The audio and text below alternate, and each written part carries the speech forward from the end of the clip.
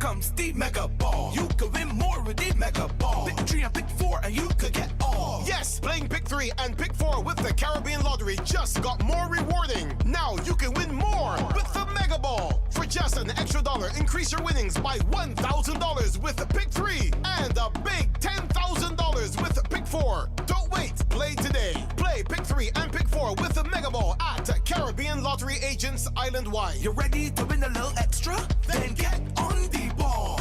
Must be 21 and over to play. This is it. The last day, last chance to save big at Horsford's Building and Nevis Centers and Builders Paradise. For one day only. Wednesday, December 31st. Enjoy a massive 30% off all discountable in-store items at Horsford's Building and Nevis Centers. And 25% off all discountable items at Builders Paradise as we clear the shelves and prepare for 2026. Celebrate accomplishments, celebrate savings, and celebrate new beginnings with the final sale of the year. Last day, last chance, last call to save big. Build with us. Build at Horsford's Building and Nevis Centers and enjoy everyday low prices at Builders Paradise. Only on December 31st. The wait is over. Registration is now open for the COSCAP Junior Carnival Parade 2025. This year, we celebrate under the theme National Treasures, highlighting our unspoiled historical sites and cultural art forms. The Masquerade, Clowns, Brimstone Hill, Berkeley Memorial, Independence Square, and from Nevis, Hot Spring, Bath Hotel, and the Botanical Gardens. It all comes alive on Saturday, December 27th, 2025. Sign up now. It's free. Register online at www.skncarnival.com or in person at the Department of Youth, 3rd floor of the Cable Building, Keon Street, Bastyr. But hurry, while stocks last, join the celebration, honor our national treasures, and watch the future of Carnival shine. It's sweet to the core. Sugar Mass 54.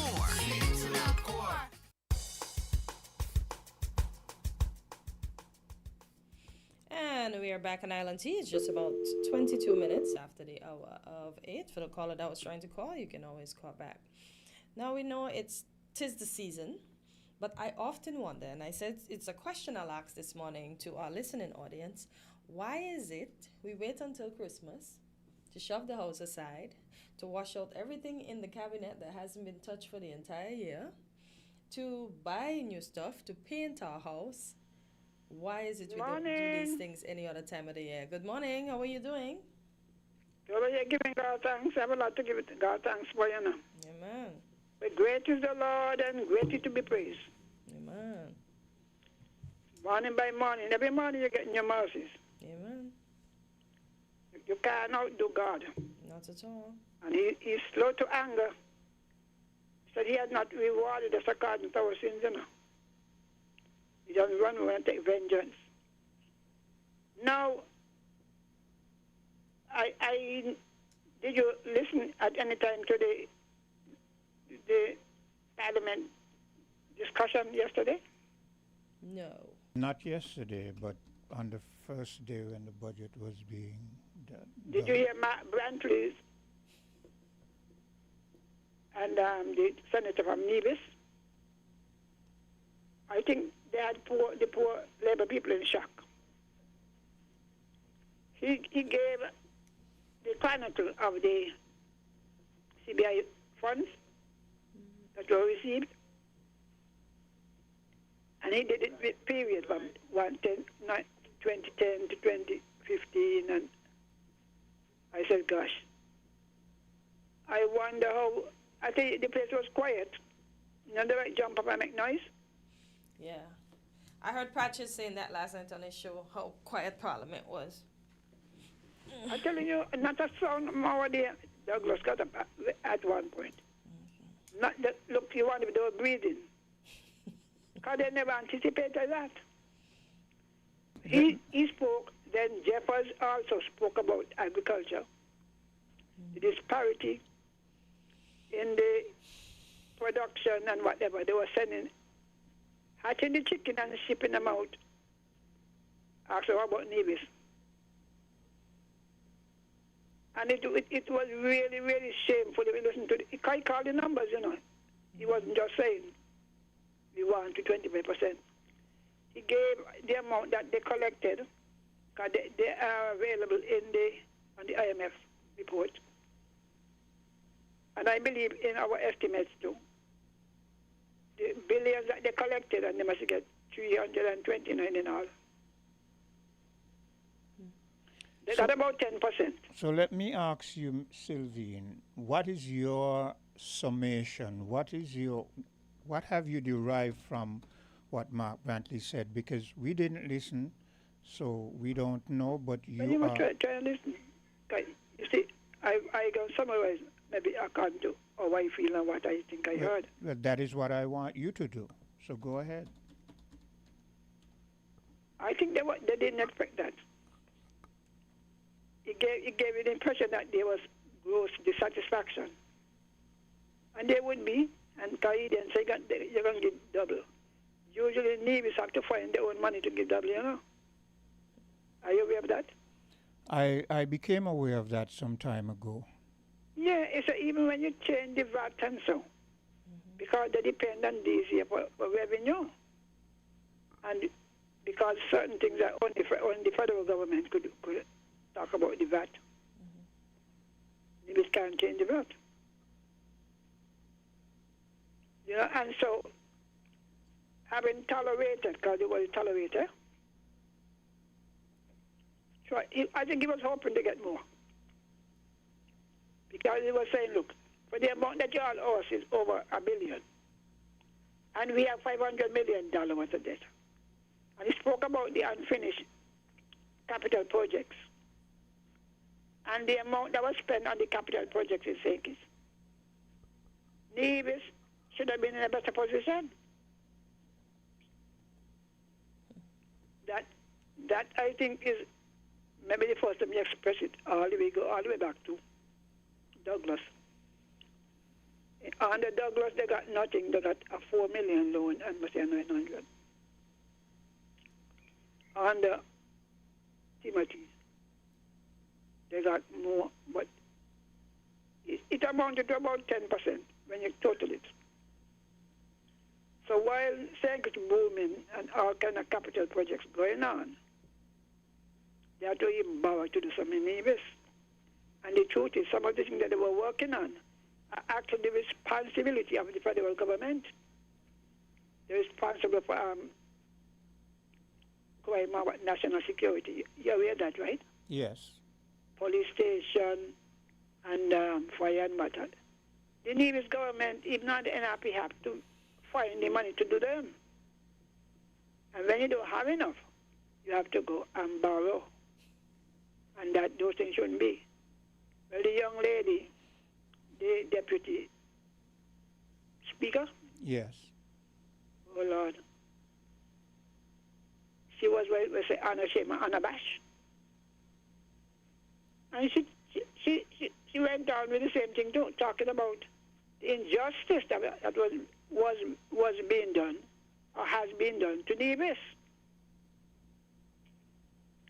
But even when they said they're giving them, But you see, Sylvine, I mean, I'm a bit surprised to hear what you're saying. I'm a bit surprised to hear that. Did you hear it? No, I'm none just of us. perusing it. We No, told I you didn't, we didn't. because when I leave here, I had to go to another work, Miss Henry. So I didn't hear any. So what I'm saying, Miss Henry, is I'm surprised to hear Mark touting this now, because I kind of got the impression that he was hopeful, he was more optimistic, and now we're hearing, and I'm saying, this is why we've been saying that he should have always been consistent, and he should have always been held the role as the opposition.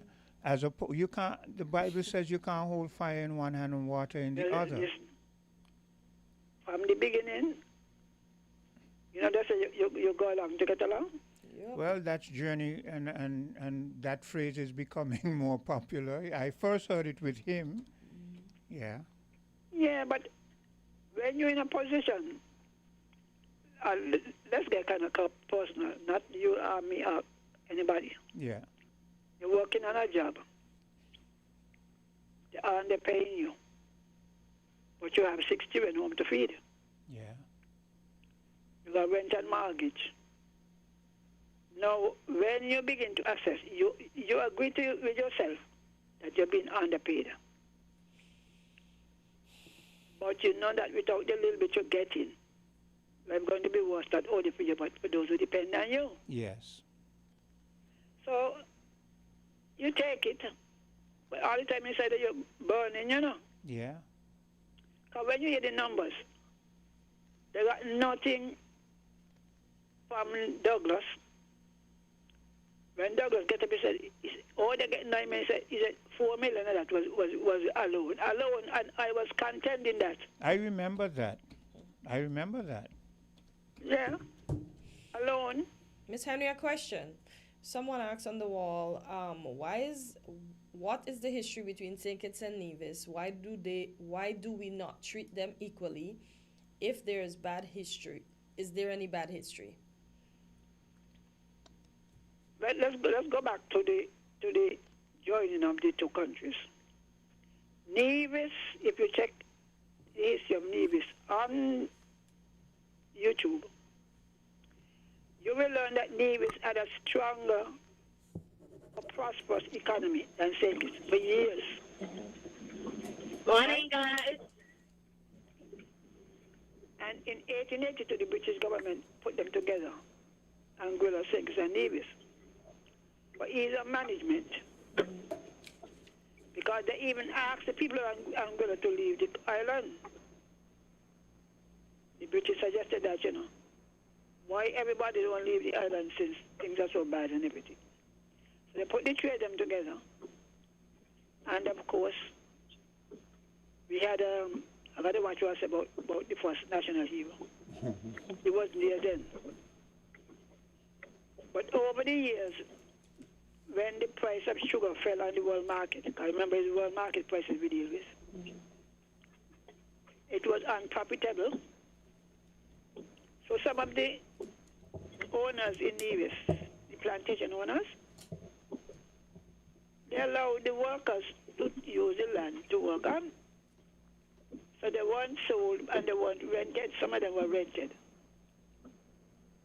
So the peasantry grew stronger because they had to survive, eh? And they depended on St. Kitts for the market. You come into the 1900s with the thing of the labor movement. When people are not almost totally dependent on any organization, they're not going to submit easy. The people in St. Kitts were at the mercy of the plantation owners and under the control of the labor movement. Because that's what it is really.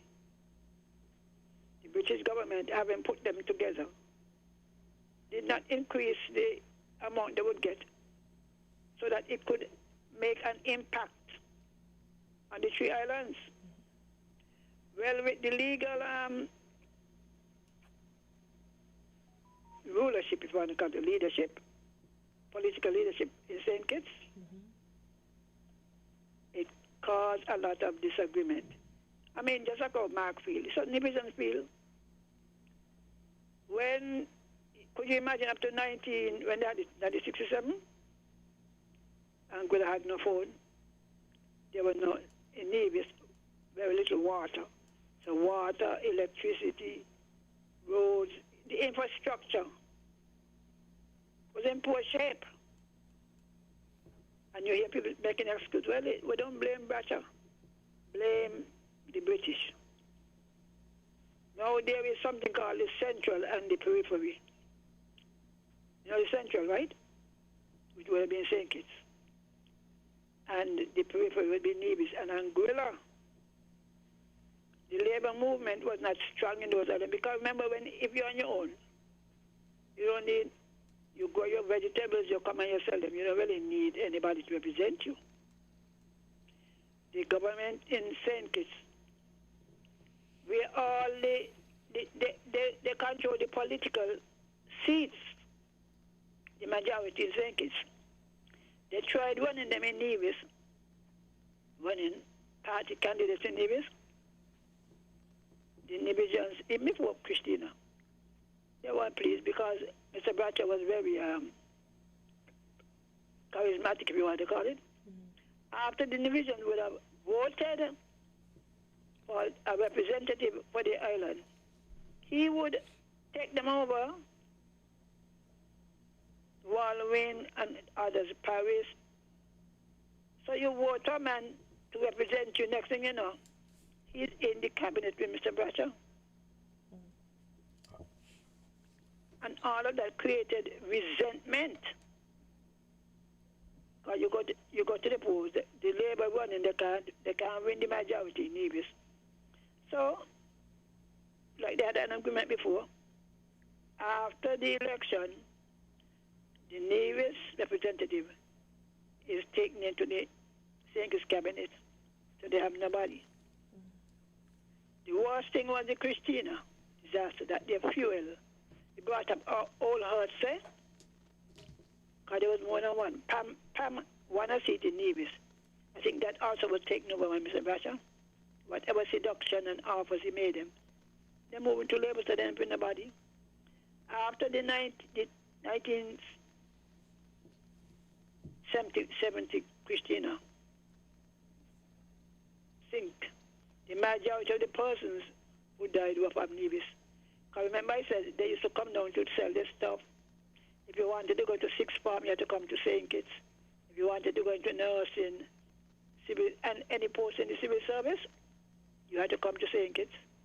So as Nevisians said, they didn't have a penny.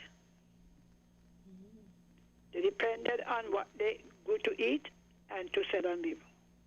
And there was also a very heavy migration out of Nevis.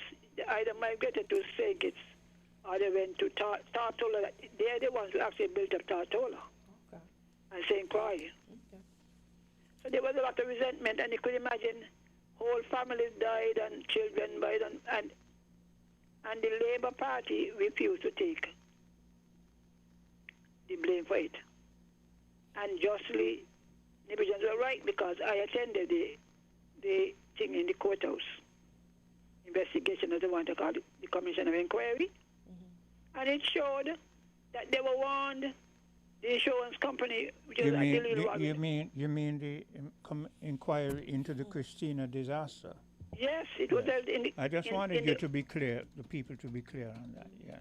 That one. I went, and the stories I was told were shameful and disgraceful, and put the blame strictly on the Labour Party, Mr. Bratcher.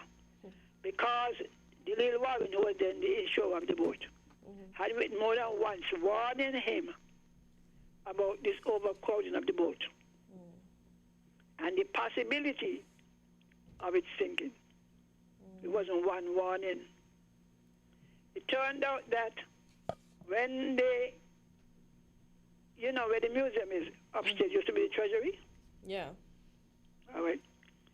The person who was responsible.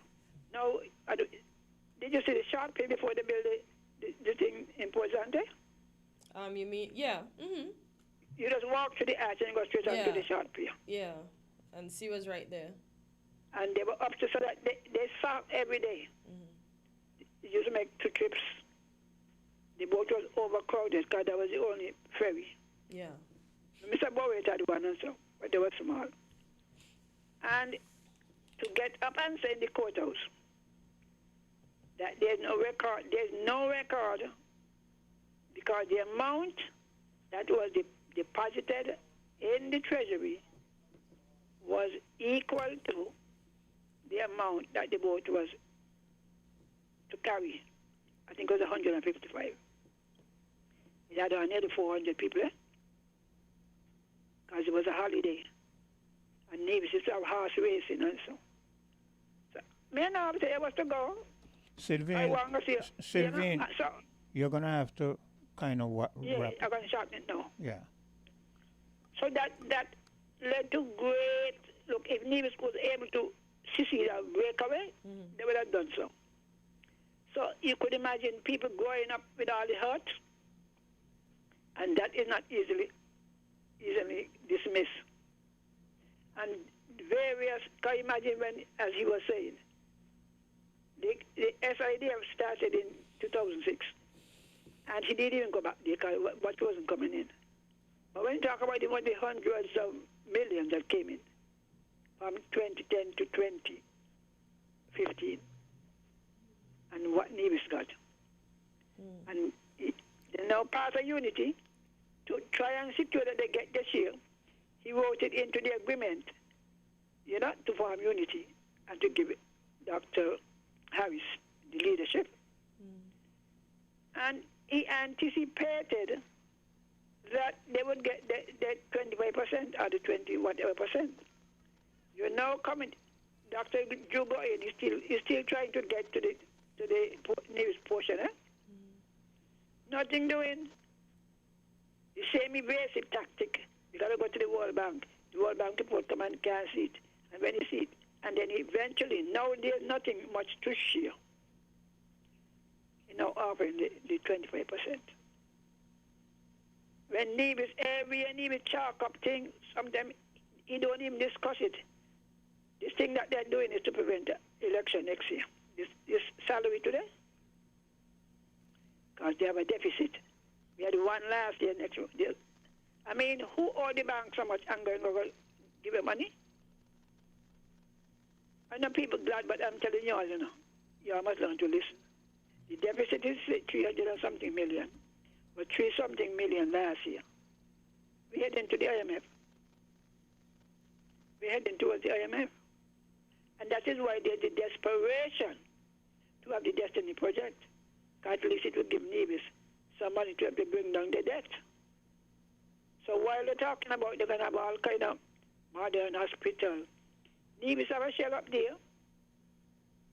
You see the disparity? Nevis can't run the project because they ain't got no money. Okay. And then you now go and cut the little thing they were getting from 65 to 35 when the country have a larger workforce. And you're going to give this. And so you go into the house and they announce that you're going to give double. Where is Nevis going to get it? They have to borrow. They have to borrow to give it. Does that make sense? How would you feel?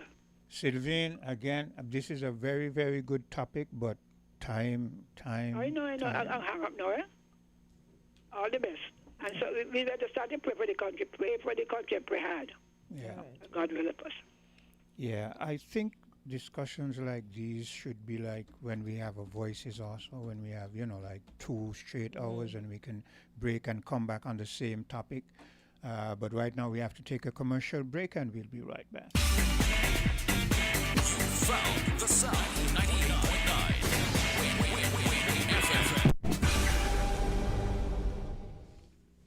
This is it. The last day, last chance to save big at Horsford's Building and Nevis Centers and Builders Paradise. For one day only. Wednesday, December 31st. Enjoy a massive 30% off all discountable in-store items at Horsford's Building and Nevis Centers. And 25% off all discountable items at Builders Paradise as we clear the shelves and prepare for 2026. Celebrate accomplishments, celebrate savings, and celebrate new beginnings with the final sale of the year. Last day, last chance, last call to save big. Build with us. Build at Horsford's Building and Nevis Centers and enjoy everyday low prices at Builders Paradise. Only on December 31st. This Christmas, add postpaid for a festive win-win. We're gifting you a 50-inch smart TV or a $400 Amazon gift card. When you add a Flow postpaid mobile plan to your home internet, you can celebrate the most wonderful time of the year with a big screen or big shopping. Let us upsize your TV or clear your Amazon cart. Either way, you come out on top. Add postpaid to internet today for your festive win-win. Visit discoverflow.co for more info. Terms and conditions apply. This Christmas, make the season brighter with help from TDC Financial Services. Whether it's gifts for the family, a holiday home makeover, or that special celebration you've been dreaming of, our Christmas loan promotion is here to make it happen. Get up to $85,000 unsecured or $100,000 secured with affordable rates, fast approval, and the trusted service you know and love. Apply today at TDC Financial Services on Central Street, Bastyr, St. Kitts, or Main Street, Charlestown, Nevis. TDC Financial Services, your holiday, your loan, your way, where money is made easy. WINN is 98.9. 98.9 is Win FM.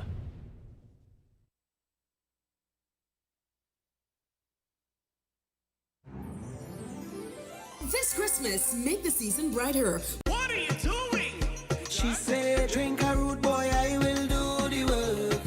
You don't have to wind up yourself. You don't have to wind up yourself. Oh, she said, drink a rude boy, I will do the work.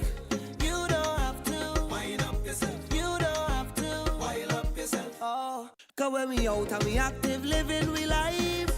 So when we drink, rude boy. So when we drink, rude boy. Oh, Miss Lady, anyway you see we are we building up our vibes. So when we drink, rude boy. So when we drink, rude boy. Why? Okay, you're out the shop, totally out the shop. And we're back on Island T. It's just about 46 minutes after the hour of 8. And in studio with us, we have John. John, good morning. Take it away. Good morning, good morning. Good morning to everybody. Season's greetings and all that. It's coming up to a funny season, and it was a bit funny when we heard the budget. That was funny, I think, as well. Not funny, ha-ha, but, funny. Well, I think they're going to get you for that, Steve. Yeah, well, they can. They can say whatever they like, It's our budget, It's our budget. There are a couple of things that I thought about with this week that I've heard, that I saw coming. Yesterday I read the Nevis referendum on the Destiny Project. Did anybody see any of that? No, I only saw the pieces where the young lady was talking about land procurement, the pastor. That's the only. I didn't see everything about that. No. There was somebody did a poll asking the three constituents in Nevis about, and it came up something like 65%, 69%, and 59%, something like that, against. He's quite a lot against it. That's in the Nevis. I don't know who made that poll, but any kind of statistic is interesting. So it's we think there's mileage to go with the whole project there. Then I saw something yesterday with Mr. Richards dropping the mic, so to speak, about the Bastyr High project. That was quite interesting. When you say dropping the mic, you mean literally dropping the mic? No. No, it's the Obama thing, You say something loud and just walk off. Just walk off. Drop the mic. Remember, I'm old, you know what I mean? So I'm not too familiar with the modern trends. I mentioned the budget, and then the other thing I thought was interesting this week was that somebody. Well, I think it's when Richards talked about where's the money gone, which led me to think, I think a refocusing of how CBI money is important, I think, and also how contracts are done. I think I would start with that one. It appears to me that there must be a common denominator why, we have so many projects that get started and people running away. We have the housing thing happened. Money's going away and nothing to show. We have the Bastyr High School. We have even the prisons situation, and it's as a small businessman, and I think I'm a little apt in making contracts. And it seems to be that there's something going wrong with the contracting. I mean, if you Good morning, guys. Good morning. Go ahead. Morning. How are you guys this morning? Good, thanks. No. Okay, to Miss Henry, she was on, and Quinn, I agree with you what you said. No. How long are we gonna? At what detriment do you keep going along just to get along? And no, I listened to some of Tim, and he went on about this $27 million that was loaned to the Marriott. Here go Marriott again. That's my thought, because I can remember during the election of 2025, I think it was, with Tim, with Unity, I can remember when during the campaign, Marriott was a subject with some money or whatever they owe. And what get me angry is that on the election campaign, it was toted on, and as soon as they get in, they forgive that very debt that they were complaining about. Stuff like that pissed me off. Make no sense. No. He went on about... So, Carla, hold a second. This recent loan, that you speak about, it has happened recently during the recent tenure of the incumbent? It seems so. It seems like some was in 2023 and 2024 and up to 2025. That's what it seems. Okay. But the thing about this $27 million is that it's a no interest loan. What's in it for the country? And this again brings up what John was speaking about, where we have these agreements and they leave so much to be desired. What's Well, the point of giving a loan? Let me finish off what I was saying before. I think it's how the contracts are negotiated. The government have a budget. They have a budget, and once the bill's passed, if they whatever project they have, a school or a bridge or whatever they want to build, and that money has to be spent within a certain period of time. Now, there are businessmen out there who know about this. They know about the budget, and they want to get that budget. The government, they're interested to tell the people that there's something on the way, quote unquote. Something is on the way, something is coming. And once they've said that, it's as if, the job is halfway done. Let's get a couple of shovels, and we take some photographs, and we do some groundbreaking, and it's done. But then, let me just finish. Before that happens, the unscrupulous businessmen on the other side of the fence who know about the budgets, and they seem to be able to get advance payments. This is common denominator. They seem to get advance payments for job to be done. So something's wrong with it, the small print somewhere. Yeah. They get advances, whatever. And as a contractor, most contractors' business is that the contractor who starts a huge project, like, say, for example, Christopher Harbour, it's not the same contractor that finishes. Yeah. So you'll have a huge project like that. You maybe have 3 or 4 different contractors. So the first contractor goes in, and if the government is not wise enough and pay that first contractor an advance, he's already got his profit. Which is what usually happens. He's got his profit, and he's gone, because at the end of the day, he's not interested in finishing the project, and the government is interested in telling the people that something is on the way.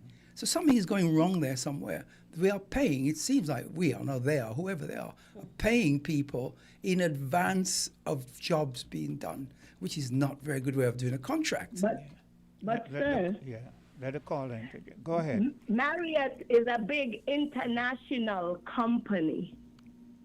Marriott is a thriving company all over the world. Tell me why do you think you have to give them a $27 million loan without any interest? Again, what's in it for the people? What's in it for the country? Does that make sense? I would have thought that Marriott, being a corporation that has been here for a number of years, I would have thought that their profit margin is sustainable over that time. It sort of rubs me the wrong way that at this point we're still giving them loans. It makes me question their profit margin. But then they're getting loans, no interest. Focus on the no interest. Nothing coming back to the country. If you ever do get back that money they borrow, all you do is getting back what they borrow. No interest.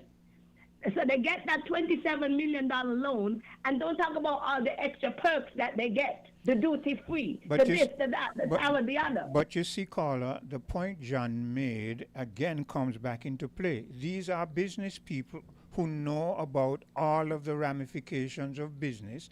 They know they employ a set of people. They know if those people were to be sent home, what that effect is going to have on the government. And so they kind of have the government by the, testicles. And so, but it still comes back to what I have been saying over numerous times, and John is now buttressing it, that it's about negotiations. Somewhere in the negotiations, things are not going wrong. And the old people say, if it starts wrong, it ends wrong. But the thing about it, Quint, it looked like Dougie didn't even know about this. The way he was acting like he did know nothing about this big loan, this no interest loan. Tim had to tell him where to go find it. Lord. There's probably some clause somewhere in the Marriott contract. I've not seen it, but there's probably some small print in there that talks about no interest loans. There's probably a clause in the contract that talks about what they call it, not, what's the word I'm looking for? Put it this way, duty-free concessions that I'm looking for, duty-free concessions, tax holidays, there are all these things. It's an incentive to get the project going. And these are put in the contract somewhere so that the company, the corporation, can fall back on those small print. And that's where we're going wrong, I think. Yeah. There must be a common denominator why nearly 90% of all our projects are failing. Yeah. There is a common, as far as I can see. I've read a little bit of the Christopher Harbour contract. Guys, I'll continue listening. Okay. Yeah. You were saying you read a little bit of the... Yeah, and I don't see these small prints, on our side. I see small prints on the other party side. Like, for example, we're talking about the Destiny Project. They're saying about, there's small prints about the land and the sea and the territory. And people say, we might go and sign it. I think it's great. But somebody in back end there somewhere probably know about there's some geothermal going on there. And I suspect, and I'd like to say it loud, I suspect there's some geothermal conversations going on the Nevis land. And there are smart people out there who probably know this. And we'll probably go and sign it away. And somewhere down the line, like, what did I hear? What did I hear Trump say the other day? Trump said yesterday that it's his oil, it is his land. Yeah. This is Venezuela, and he's coming back for it. Yes. Now, what is he actually saying? What he's saying is not it's actually his land. Somebody in Venezuela signed a contract with the Americans, giving them the land and giving them all kinds of things. The Trump feels that right now he can go in and say, they've taken away my land. Well, he said it. He said that because of the contract that was signed in terms of getting the oil and that kind of stuff, and then eventually when Venezuela naturalized, their oil and that kind of stuff, they sort of ran a lot of those companies. So he's saying because of the prior contracts, they have a claim. So absolutely, you're that's right. The small print in there, and that's what that small print that somebody has seen and said, hey, there's a clause in there that gives us perpetuity of this land, a perpetuity of the rights to the stuff that comes out the land. Some smart guys put in there, and of course the Americans can come and say, oh, here it's in the contract, you've signed that. Yeah, but there's another aspect to it too, and the old people say what you don't like for yourself, you don't like for others. As a sovereign country, if you naturalize, there's a reason why you naturalize things, okay? And if the United States were to do the very same thing, it would sort of negate a lot of your prior claims. But when it comes to the United States, because they feel they are this big superpower, nothing is negated from their end. Everything remains as they want it to be, or how they've negotiated it, and they have very very clever lawyers, and like the going back to the Nevis situation, I think it's such dangerous grounds there when it comes to we as a country are not equipped. We're not equipped to deal with those lawyers, with the people who we're in contract with. We do not have that speciality here, and we really need to go and get that. I hear people saying things like, "Oh, we're going to get jobs. We're going to get jobs." Okay, now think about the economic terms. You're going to get a job for in a project. You're going to get what, they say they're going to give $50 million for a hospital, all right, and then they're going to get jobs. Now those are economic output from that, but there's no conversation. Is like if I'm going to have a project and I'm going to employ somebody and give them $500 a week, I give him $500 a week. I don't tell that person how much I'm making on his $500. You see, so the $50 million that we're going to get for a hospital in Nevis is a spit in the ocean about the type of money that they're going to earn. They're talking about billions onto trillions of dollars. And I've said that, and I'm glad that I'm not the one saying what you're saying now, because I tend to feel that when I say it, people say, "Oh, well, Quinty's always singing the same song from the same Sankey book." And they don't seem to think that I think before I speak. So here's another person who also thinks and looks at the overall ramifications and does an analysis. And of course, this is what we need to do. If I'm a businessman, I'm doing a shrewd negotiator, I'm going to tell somebody that I'm going to pay you $250, $500 a week to do a work for me. I don't tell you how much I'm going to earn on that $500 you're doing for me. I don't tell him that. Yeah. So I'm running away thinking, I'm getting $500. Wow. Yeah, I'm going to buy a car. But what is that man earning on that $500? Yeah.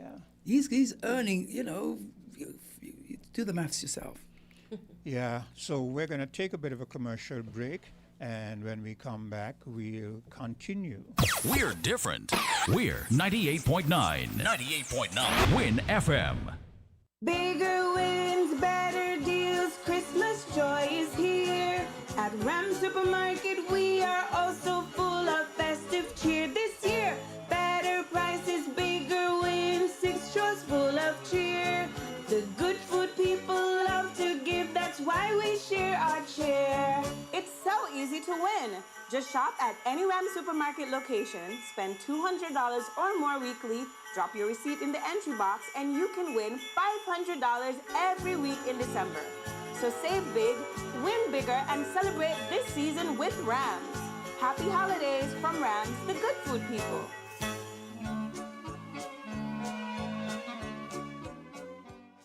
Here are your Horsford's Value Mart IGA Christmas specials. Running December 11th to December 24th. Now our Value Club Blue Tag specials. Essential Everyday Shredded and Chunk Cheeses, just $7.99. IGA or Essential Everyday Frozen Waffles, just $9.99. Lender's Bagels, $12.99. Western Oils are $19.99 each. Essential Everyday Breadcrumbs, $7.49. Arm & Hammer deodorant, $8.99. And now our very low weekly value deals. Quaker Oats, regular and quick, $15.99. Mueller's Dry Pasta, $5.99. Essential Everyday Chunk like Tuna, $3.49. Essential Everyday Salt Plain and Iodized, $4.29. Progress Oat Soup, $13.99. Picoga Toothpaste, $6.99. Shop Smart, Shop Value Mart. Tell them in Spanish. Sea listo y haga sus compras aquí en Value Mart. This Christmas, add postpaid for a festive win-win. We're gifting you a 50-inch smart TV or a $400 Amazon gift card. When you add a Flow postpaid mobile plan to your home internet, you can celebrate the most wonderful time of the year with a big screen or big shopping. Let us upsize your TV or clear your Amazon cart. Either way, you come out on top. Add postpaid to internet today for your festive win-win. Visit discoverflow.co for more info. Terms and conditions apply. Here comes the Mega Ball. You can win more with the Mega Ball. The Pick 3 and pick 4 and you could get all. Yes, playing Pick 3 and Pick 4 with the Caribbean Lottery just got more rewarding. Now you can win more with the Mega Ball. For just an extra dollar, increase your winnings by $1,000 with the Pick 3 and a big $10,000 with the Pick 4. Don't wait, play today. Play Pick 3 and Pick 4 with the Mega Ball at Caribbean Lottery agents island-wide. You ready to win a little extra? Then get on the ball. Must be 21 and over to play.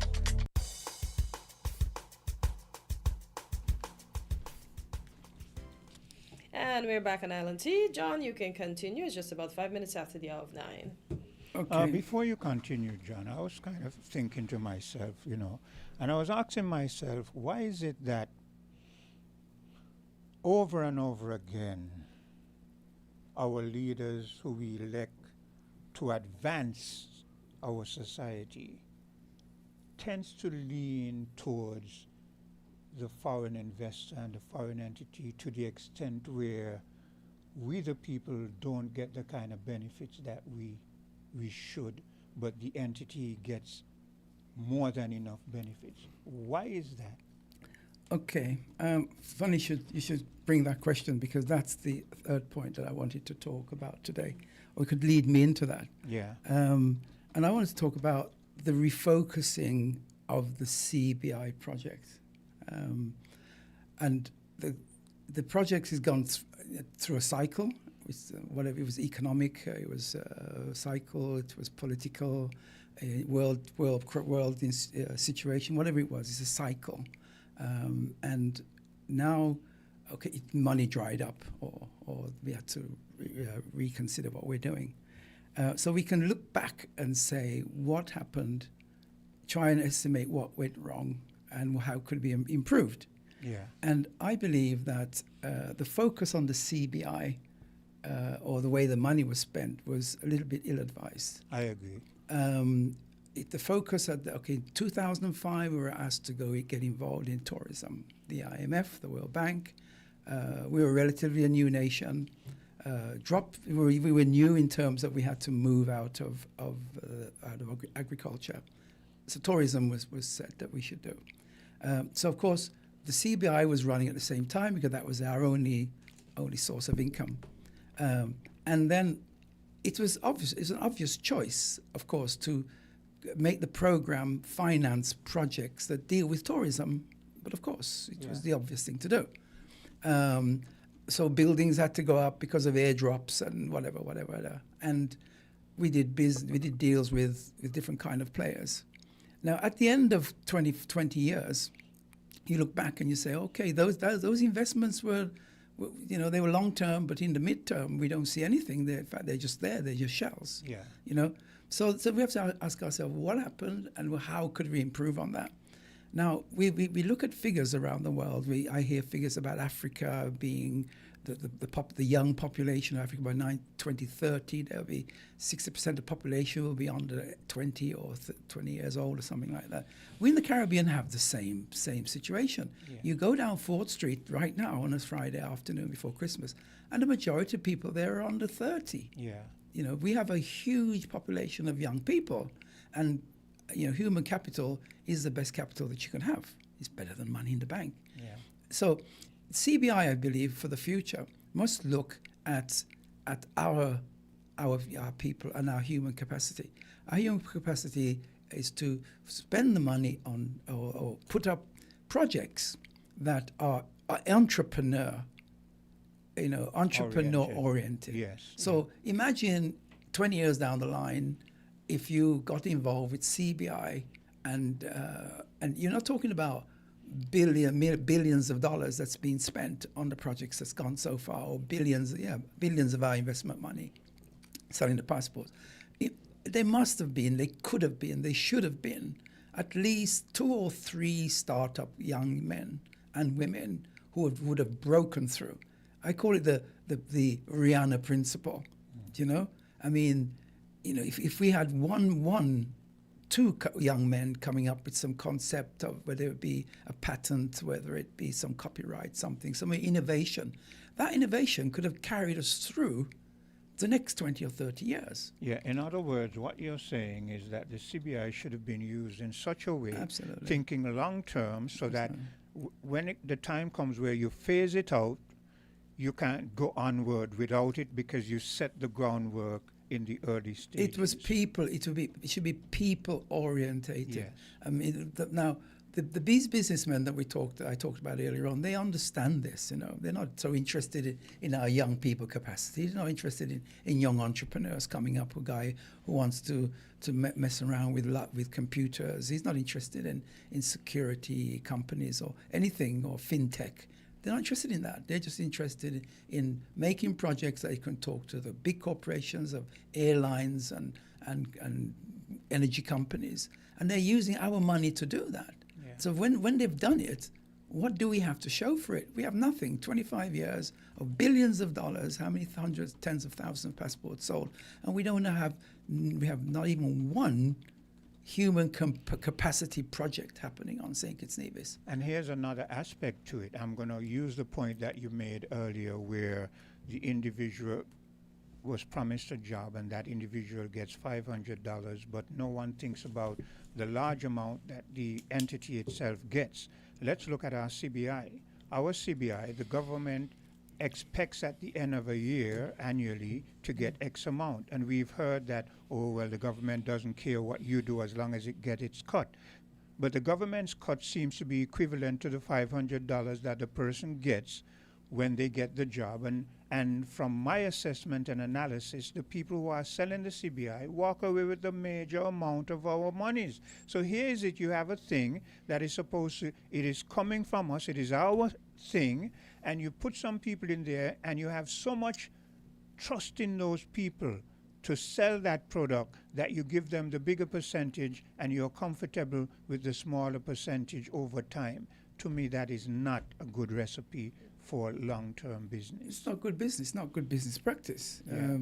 The way, as I said, if you don't invest in human capital, you don't have a country. Take China, for example, fantastic example of human capacity. They invested in the people, and they had now they have 1.4 billion of them.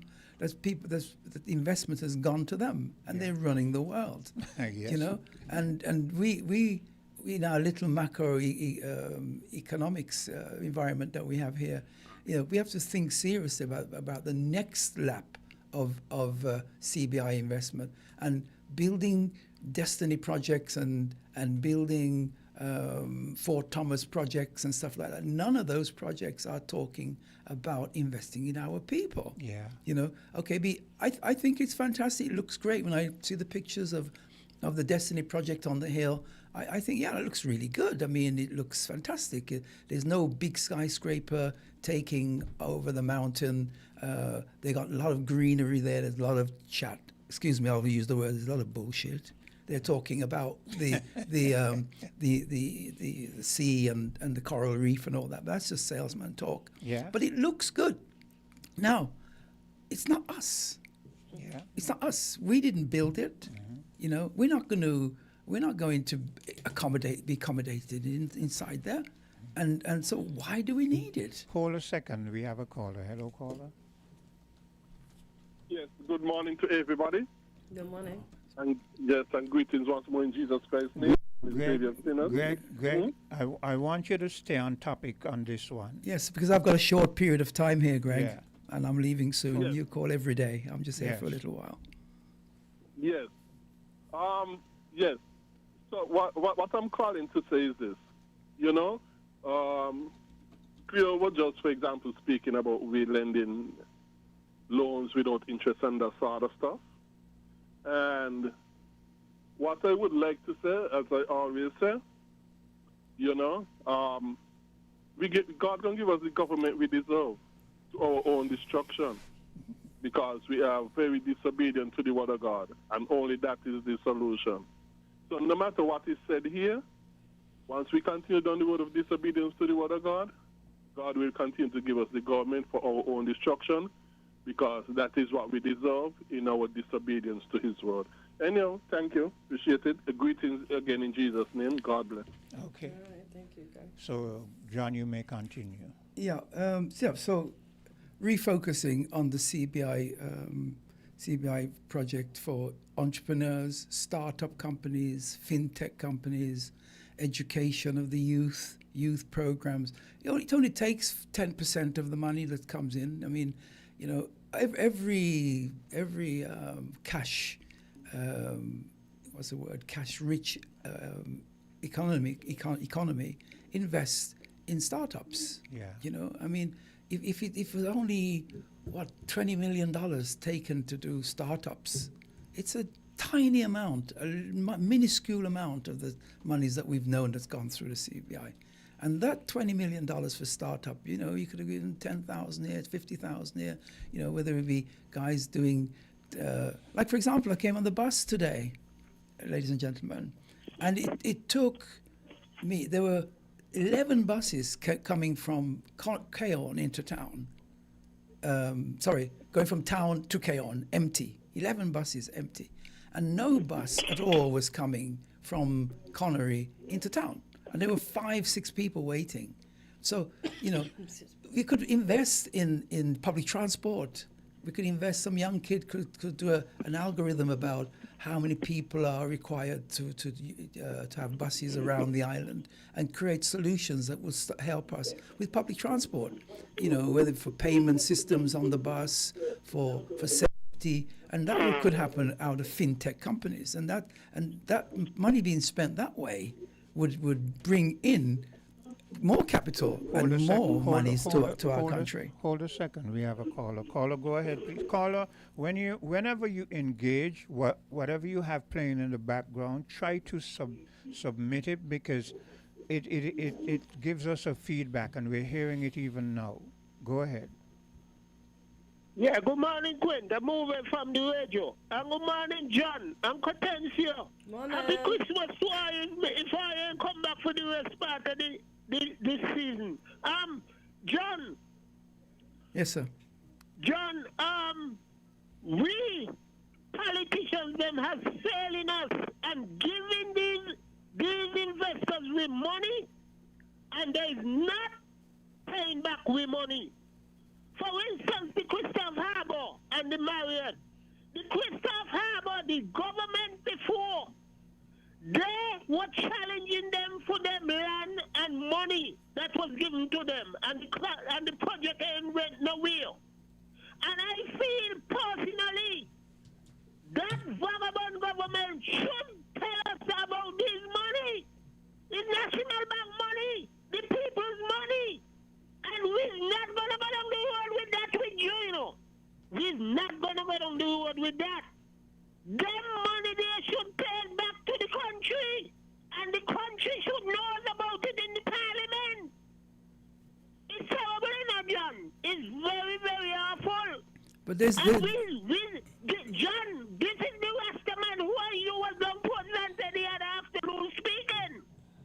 I'm really concerned about the poor people money or the penny bank. We're not going to allow it.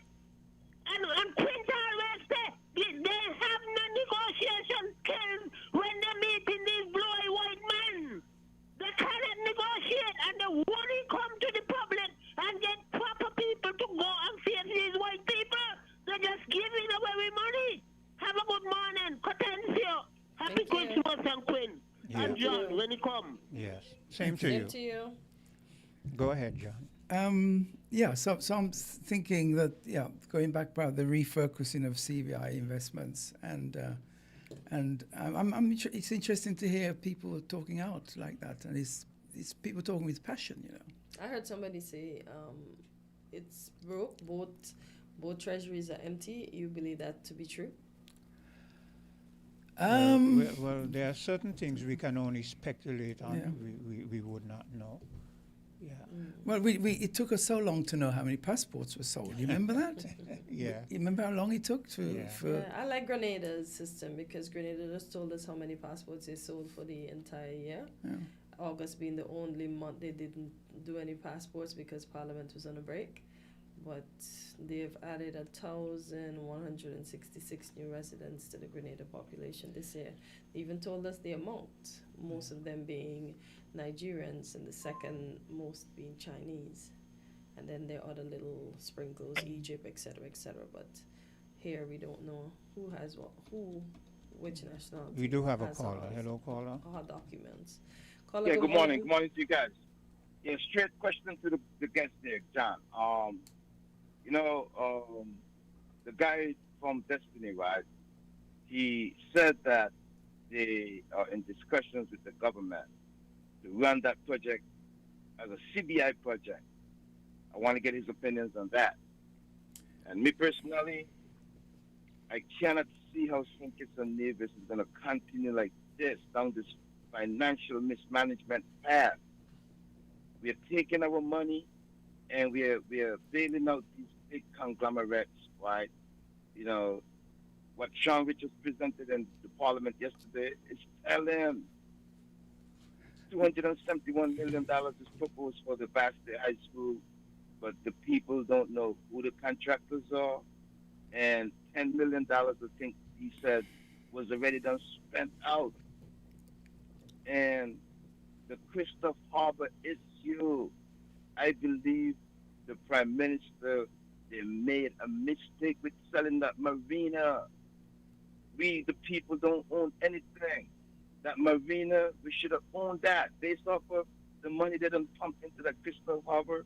St. Kitts Nevis government, at least, and the people should have owned that entity.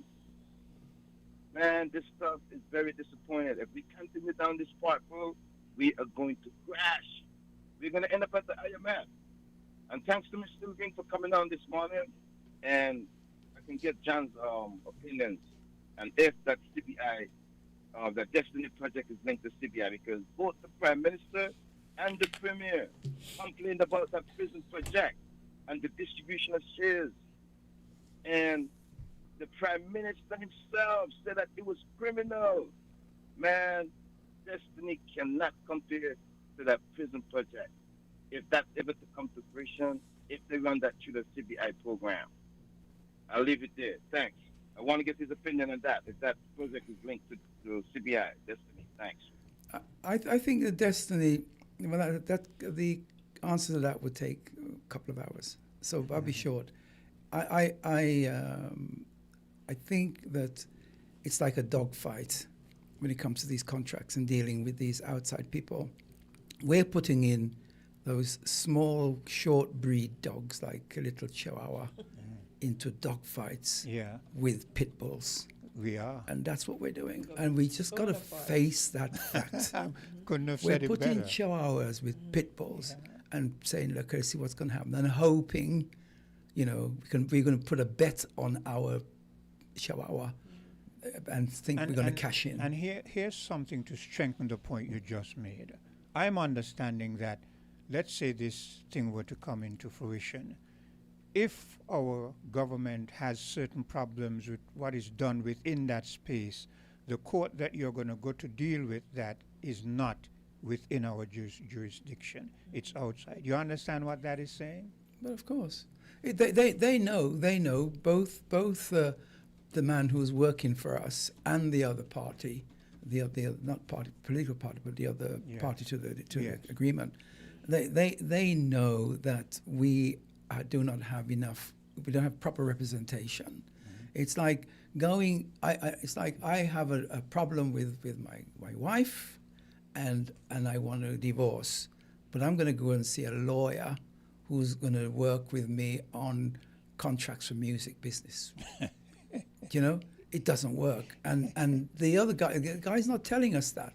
They're not telling us about the small prints, And there are people out there, ladies and gentlemen, there are people out there who could side with us. We talk about white people and foreigners.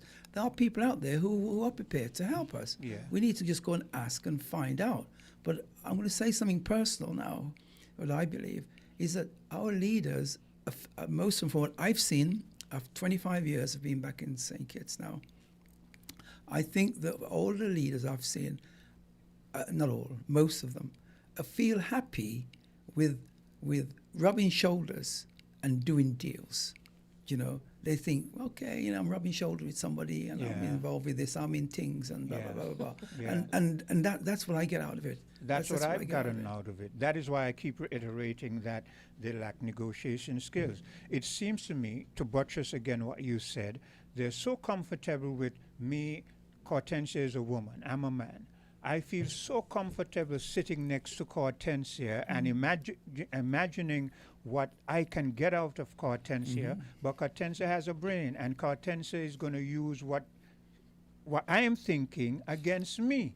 So in the end, I don't get nowhere near what I'm thinking I would have gotten because she's way ahead of me. But I'm just comfortable to rub shoulder with her, But it's like that. I mean, whether it's like that. Don't they have people that can read aren't there persons to read the fine print to understand? But they don't do that because it comes back down to what John is saying. They just feel so comfortable being in there. They just feel like this is how it is. This is how it is. This is how it is. They don't stop and think about the real ramifications of business. All they're thinking is, hey, I'm the prime minister. I'm going to go over there to Dubai. I'm going to be able to sit down with those sheiks and so on and so forth. And I'm going to have a speech, and I'm going to come back and tell my people, I went over to Dubai. And that's enough. But you could like say, well, prove it, all right? Now, for me, the proof is in the pudding. Okay, when they go out there and they come back with these deals, they never sit down and say, well, these deals is this, that, that, with confidence. That's why. Oh no, it's coming. What the hell's coming? It's coming. I read yesterday they were talking about Skelet. Skelet is going to have a new system where 30% of the power could go back to the grid. And I thought, yeah, it's great, that sounds good. I thought, and I flicked through, and they said, there's a company involved, and I won't name the company. And I went, okay, let me have a look. I went online, I talked to AI, who's this company? And the company is from, where are they from? France, and they're doing deals in South Africa, and they're doing deals in Africa, in New Zealand. Yeah. And I thought to myself, okay, this sounds to me that somebody has sold our people an idea.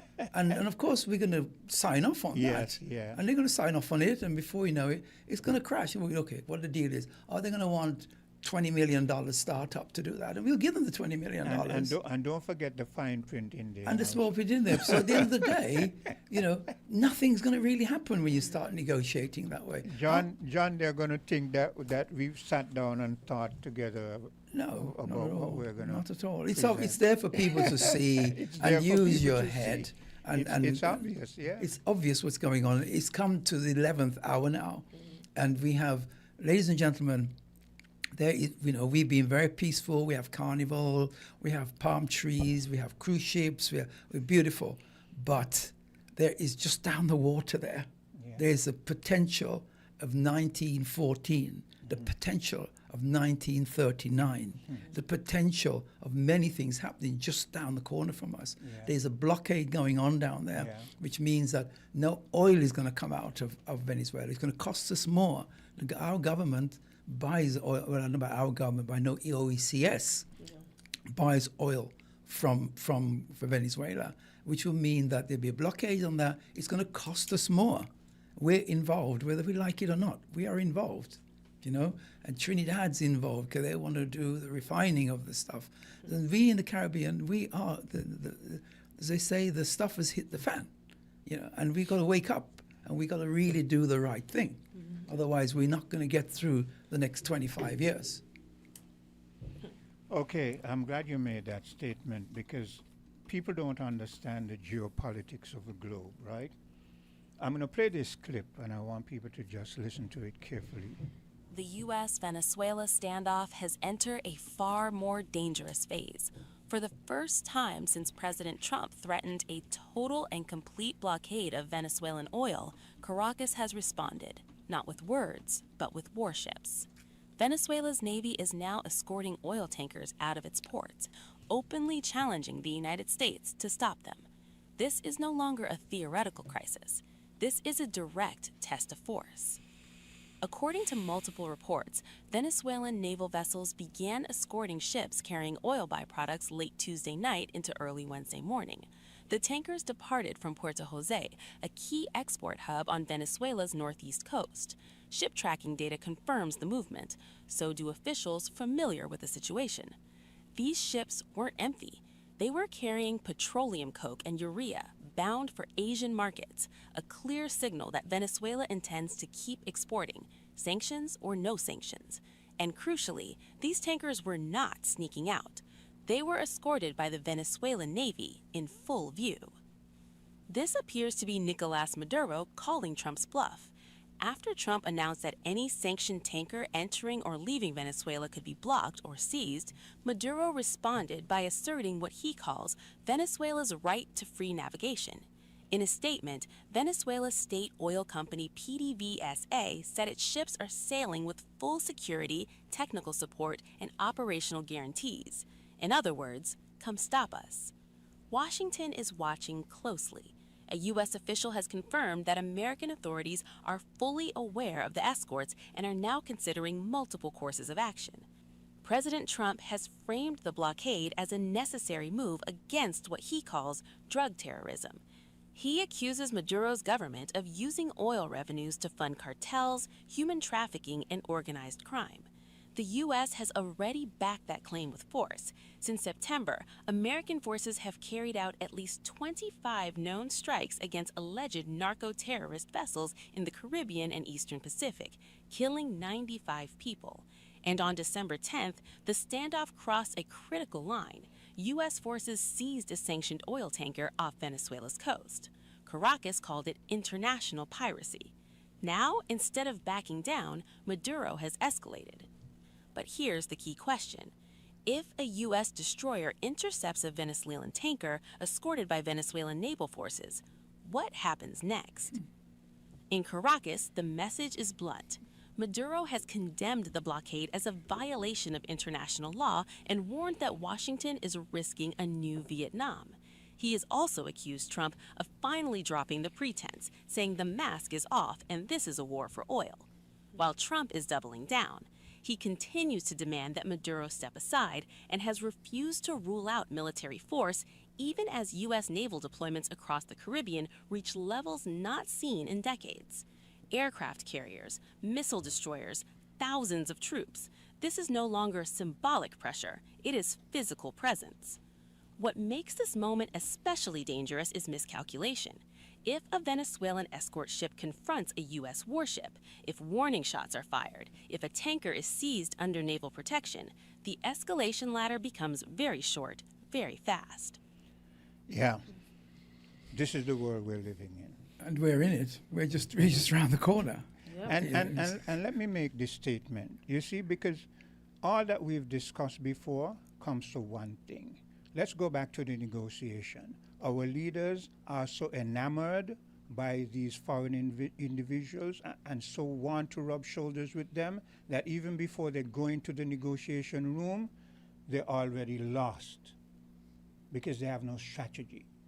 And everybody has been saying Maduro is this and Maduro is that. Let me tell you, we need leaders like Maduro's and Chavez before him. It is because of people like these why we might stand a hope for the future, because they are not in awe of these blue-eyed people who come and want to take and take and take. You understand? They are willing to test you. And if anyone thinks that Venezuela is going to be some easy walkover, ask yourself, why is it that you send the biggest aircraft carrier in our proximity and you're virtually trying these little pinching tactics and pinching tactics? They thought that Maduro was going to capitulate from the very beginning. They thought from the time they put up that presentation, Maduro is going to say, okay, tell me where I should go and hibernate. No. Our foreparents did not, I've said it before, we have not reached as a people where we are because our foreparents capitulated. They bled, they sweat, they died. It is not a nice thing to hear, but that is the reality of the world. Nothing good's come easy. You live in your comfort zone and you think that you're just going to remain in your comfort zone and everybody's going to come and pity pat you? No, no, no, no, no. It's a harsh, harsh world here. So I don't know if any. I think I'm going to take a break, and when I come back, it's right back to John again. We're different. We're 98.9. 98.9. Win FM. This Christmas, add postpaid for a festive win-win. We're gifting you a 50-inch smart TV or a $400 Amazon gift card. When you add a Flow postpaid mobile plan to your home internet, you can celebrate the most wonderful time of the year with a big screen or big shopping. Let us upsize your TV or clear your Amazon cart. Either way, you come out on top. Add postpaid to internet today for your festive win-win. Visit discoverflow.co for more info. Terms and conditions apply. Bigger wins, better deals, Christmas joy is here. At Ram Supermarket, we are also full of festive cheer this year. Better prices, bigger wins, 6 straws full of cheer. The good food people love to give, that's why we share our cheer. It's so easy to win. Just shop at any Ram Supermarket location, spend $200 or more weekly, drop your receipt in the entry box, and you can win $500 every week in December. So save big, win bigger, and celebrate this season with Rams. Happy holidays from Rams, the good food people.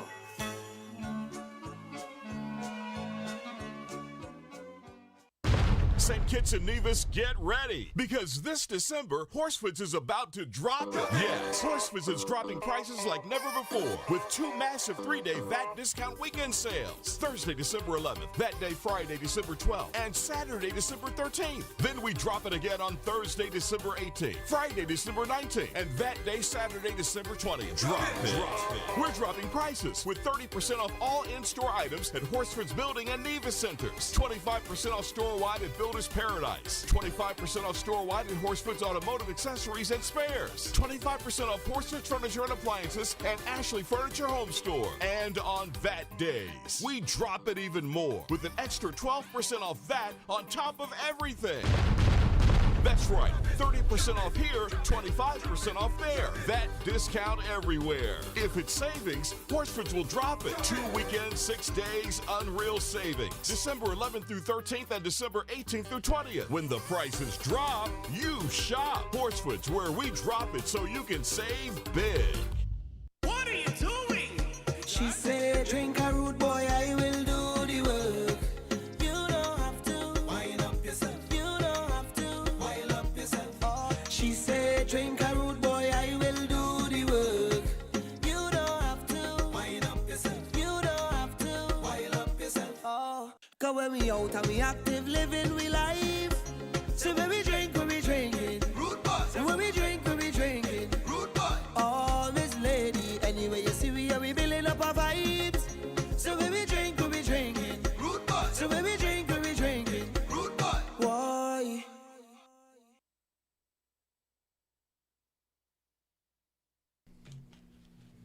Let's go back because apparently Simeon has stuck for a while there.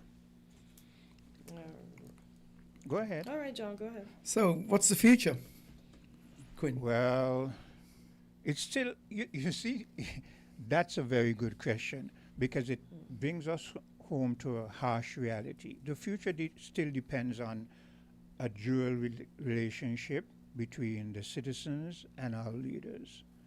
We still need leaders who are going to be creative enough, ambitious enough, forward-thinking enough to take us into the future. That is the question. But we still, as a people, need to know what we expect from those leaders. I think that is a problem we have. It seems as the majority of us as a people, we do not know what we want. So because we do not know what we want and we expect our leaders go in and they do what they think. You understand? But when we know as a people what we want, we make demands. We say, we're going to elect you. All during the campaign, we're saying, we're going to elect you on this.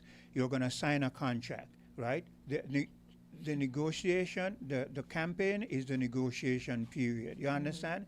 When you become the incumbent, well, the contract has been signed and you're supposed to deliver on it. But you notice we never tell them what we expect or want from them. They tell us what they're going to do. We're gullible enough to buy it, and then when they don't do it, that's when we get frustrated with them because we didn't tell them, as you rightfully said, what we expect of them. That we is didn't give what- them timelines, anything. They just say, "I'm going to do this." Yeah. Okay, that's sounding good. Yeah, let me vote them. What I think happens in St. Kitts. I remember when I was a young child growing up, they changed the language for insurance policies. There was a time you couldn't understand anything with these contracts. You couldn't understand nothing. Yeah. And it became law that they said you had to write in every man's language. Yes. And then people start to understand what we're doing. And I think our society in St. Kitts has a lot to do with that. Politicians use a lot of words that I'm sure, words I struggle with understanding. And I'm sure a lot of our people don't know the hell of what they're talking about, to be honest with you. But I don't what they're believe a lot of them know what they're talking and about. that's something else. Yeah, but there's a lot of cash phrases, sustainability. Oh, that's a new one. And But they have been fed that before, and they're just regurgitating. For instance, that is a perfect word. Let's sustainability. If they knew what sustainability was, they would be running the country differently. Totally different. But I think they weren't. Somebody went on a workshop somewhere. That's what I'm and they saying. came back with that. That's the course of the plan of action, sustainability. John, but I think they're going to get us. Yeah, they can get me. I don't care. So there is four points I think the future has for us. We got to think about in terms of the creative economy. Yes. The creative economy, that's, of course, you're dealing with human resources there as well. There's a lot of money in creativity. We have it easy. It's all around us everywhere. Talent, there's a lot of money you can get from the creative economy. That's the future. Community empowerment projects, whether it be schools, hospitals, social services, transportation, as I spoke a couple of weeks ago with the pedestrianizing the town, bike lanes and things like that. And other environmental issues, whether it be how we organize our trash, how we organize our sorting and those kind of projects. How do we make energy from waste, And of course, the other thing I think that we got to think about is the youth, the young people, with how we can put money into that section of the population. Yeah.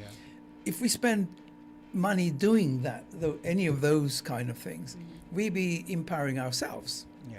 We will see benefits that we can touch, and out of that would be little seeds that nice little things will grow up. Yeah, and take us into the future. Into the future. On a better footing. On a better footing. Yeah. most Instead of definitely. waiting with people with big bags, like Santa Claus comes once a year with a bag and saying, which child is being good these days? Put your hand in and take something out. You know? It's a bit like that, and we can't continue in that way because it's a world of information. It's a world of of trickery going on. You can just do an AI simulation of a hotel. It looks great. You win. It's like back in the days when they used to go to Africa with trinkets and shiny things and coming back here and doing with the the same gold thing and the every day. diamonds. Yeah. Perfectly put. John, what can I say? I like the way you think. Progressive thinking and challenging thinking. I think one of the problems we find ourselves in as a people is that we feel that we must go along to get along. We must conform, and so we bite our tongue and impede our speech. You know what happens when you bite your tongue? Or one might say, you bleed. But one might say, you talk, and they're not listening. So what's the point in talking? What do you say to that? This comes back to what I said in the very beginning. If the people know what they want, the people make demands. It is like, okay, I'm going to use this example. I'm a father, and I've seen this so many times. I see mothers trying to discipline their children, especially their sons. And I remember years ago, I saw this mother. She had this boy, and she kept telling him, sit down. And in a few seconds, he's up again, and she goes and she grabs him, she pushes him down. And in a few minutes, he's back again.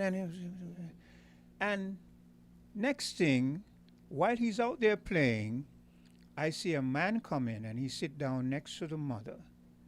And no sooner than he sits down, he calls the boy name. Let's say the boy's name is Harry. He said, Harry, come here. That boy sat down and he didn't move again. This is what I'm saying. Our leaders know that we are not serious. The boy knew that his mother's love was going to override her disciplinary action. But he knew fathers don't make no joke because fathers want peace. Fathers don't want to be saying the same thing over and over. Fathers do not encourage drama where, come here boy, sit down. Come here boy. No, fathers don't want that nonsense. We want it over and done.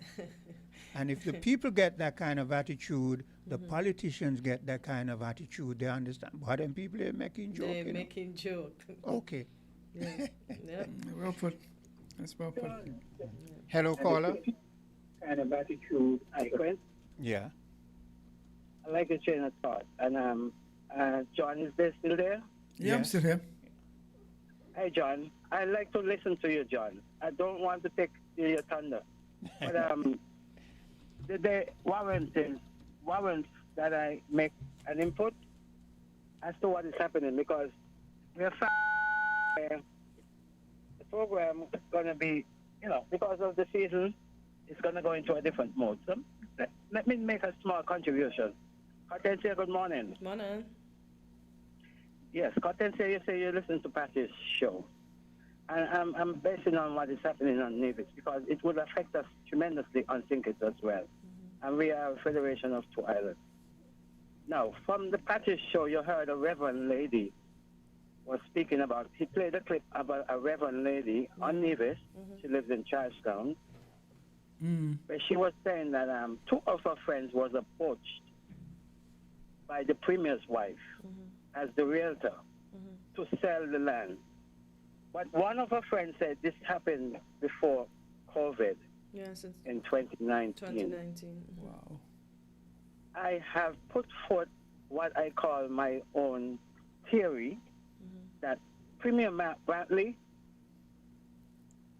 the way things has been unfolded, here is it Premier Matt Brantley have to settle for 35% of the revenue from the CBI, where he was getting 60% under the team unit.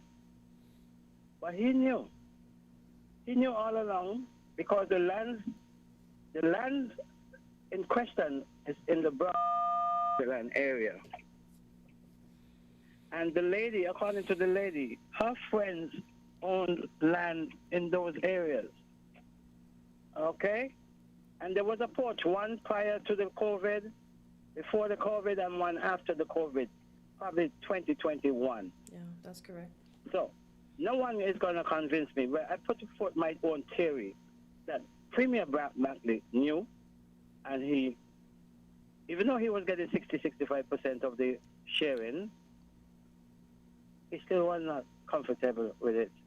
And he wanted to, because bear in mind, Premier Brantley, he is a secessionist by ideology. And if Nevis can have their own economy, I'm all for that. I am all for that. But Premier Brantley is adamant, and because he finds himself, the Nevis, the NIA, and even the federal government find themselves in a quandary where the government coffers is empty, and they now have to start ways and means to generate revenue at the expense of the people. Okay? So that piece of evidence there, it even goes beyond Oliver Jensen when he disclosed at what time, negotiation has started. It goes beyond that for the lady to say that prior to COVID, before COVID, 2019, one of her friends was asked to sell their land, to sell her land, his land. I just wanted to bring that to the fore and to know that there are very few voices that is going to spark that flame, you know. Well, I think that timeline could fall quite nicely with the timeline in Honduras, the project that the libertarians have there. That project was before COVID. Yeah. So you know, anybody and that project was built a lot on the Bitcoin and the cryptocurrency concept, and I believe this project in Nevis, it will be based on that. So if they were to, the Honduras project must have started like 2015 when Bitcoin was really high, and people were making a lot of money on the cryptocurrency. So of course, the gentleman from Belgium, he's very much involved with the cryptocurrency, and I think the project will be led, if it happens, or they are thinking that the fine print is about the cryptocurrency. Yeah. It's that's where the money's going to be made, and that's the type of people that they're hoping to attract to come here, you know. And when asked by the two Rastafarians that has the meeting, they have a show on Nevis.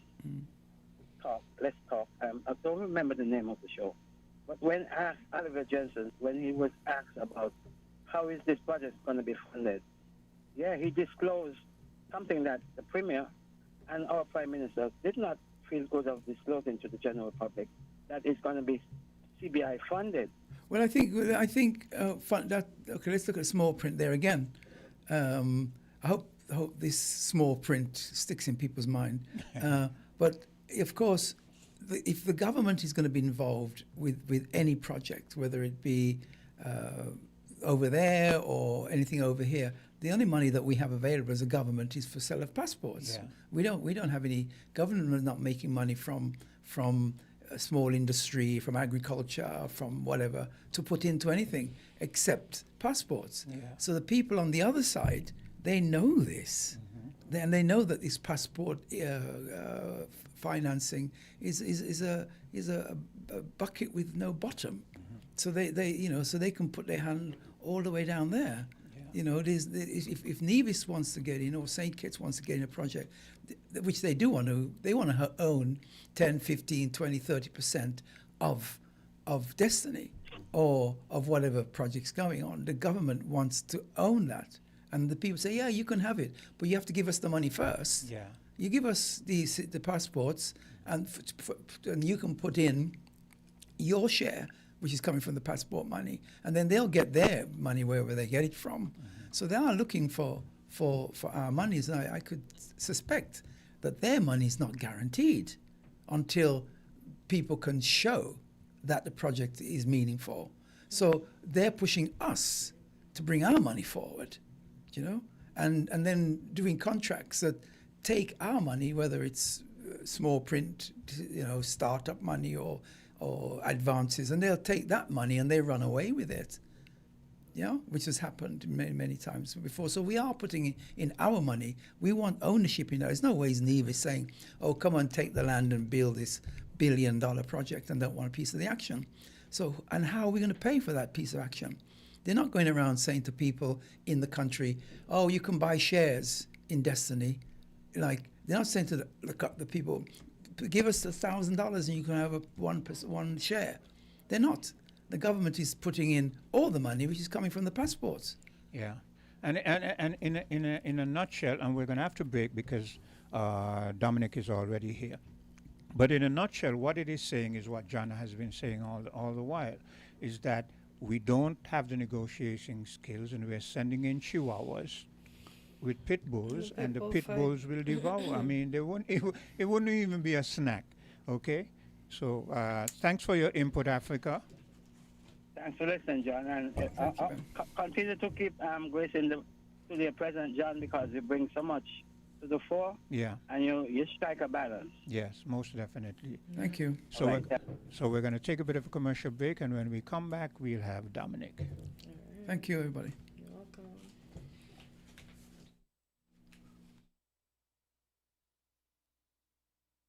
WINN is 98.9. 98.9 is Win FM.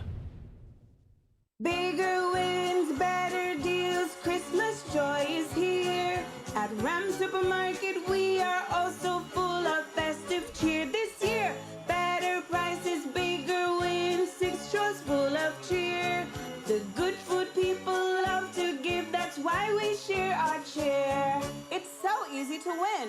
Just shop at any Ram Supermarket location, spend $200 or more weekly, drop your receipt in the entry box, and you can win $500 every week in December.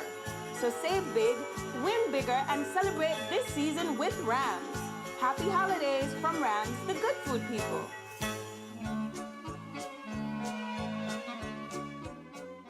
Here comes the Mega Ball. You could win more with the Mega Ball. Pick 3 and pick 4 and you could get all. Yes, playing Pick 3 and Pick 4 with the Caribbean Lottery just got more rewarding. Now you can win more with the Mega Ball. For just an extra $1, increase your winnings by $1,000 with the Pick 3 and a big $10,000 with the Pick 4. Don't wait, play today. Play Pick 3 and Pick 4 with the Mega Ball at Caribbean Lottery agents island-wide. You ready to win a little extra?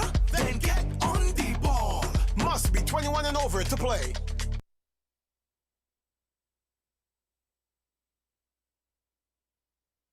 This is it. The last day, last chance to save big at Horsford's Building and Nevis Centers and Builders Paradise. For one day only. Wednesday, December 31st. Enjoy a massive 30% off all discountable in-store items at Horsford's Building and Nevis Centers. And 25% off all discountable items at Builders Paradise as we clear the shelves and prepare for 2026. Celebrate accomplishments, celebrate savings, and celebrate new beginnings with the final sale of the year. Last day, last chance, last call to save big. Build with us. Build at Horsford's Building and Nevis Centers and enjoy everyday low prices at Builders Paradise only on December 31st. This Christmas, make the season brighter with help from TDC Financial Services. Whether it's gifts for the family, a holiday home makeover, or that special celebration you've been dreaming of, our Christmas loan promotion is here to make it happen.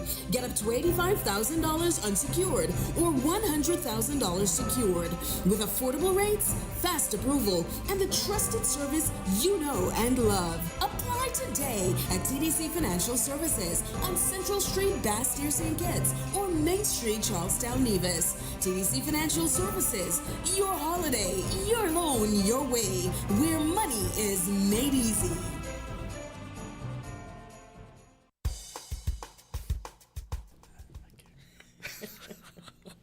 And we are back on Island T, just about 3 minutes before the hour of 10 o'clock. But we're going to be going a little bit over today as we have with us in studio a representative from the TDC Marketing Department.